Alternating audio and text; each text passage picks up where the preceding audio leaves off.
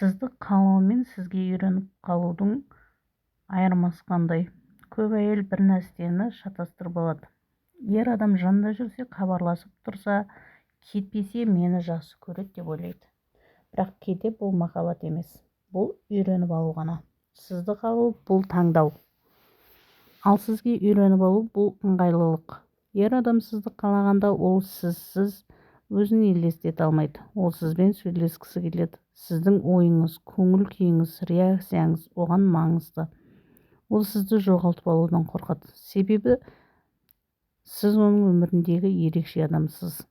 Ал ер адам сізге үйреніп алса, бәрі басқаша. Сіз жанында жақсы, жоқ болсаңыз біртүрлі. Бірақ трагедия емес. Ол сізге емес, сіздің берген жайлылығыңызға, тұрақтылығыңызға, сабырлығыңызға үйреніп қалған. Үйреніп алған ер адам сізді таңдамайды. Тек кетпей жүргеніңізге разы. Сіздің көңіліңізге емес, өз ыңғайына қарайды. Сізсіз өмір сүре алады, тек қаламайды. Сізді жоғалтқанда ғана бос қалғанын сезеді. Ал шын қалаған ер адам сізден мақтанады. Сіздің ренжігіңіз елемей қалмайды. Сізді жоғалту ойының өзі оны мазалайды.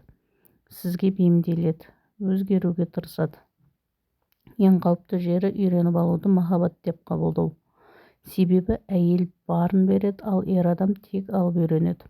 Сіз өзіңізге мына сұрақты қойып көріңіз. Ол мені таңдады ма, әлде мен кетпей жүрген соң қалды ма? Ер адам сізді қалғанда сізді ұстап қалуға тырысады. Ал үйреніп алғанда сіз кетпеуіңізге үміттенеді. Айырмашылығы өте нәзік, бірақ тағдырды өзгертетін айырмашылық. Бірінде сіз бағалысыз, екіншісінде ыңғайлысыз. Ең бастысы өзіңізді жоғалтпау.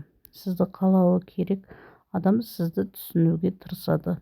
Ал тек үйреніп алған адам сізге бейімделуіңізді күтеді. Осыны ұмытпаңыз.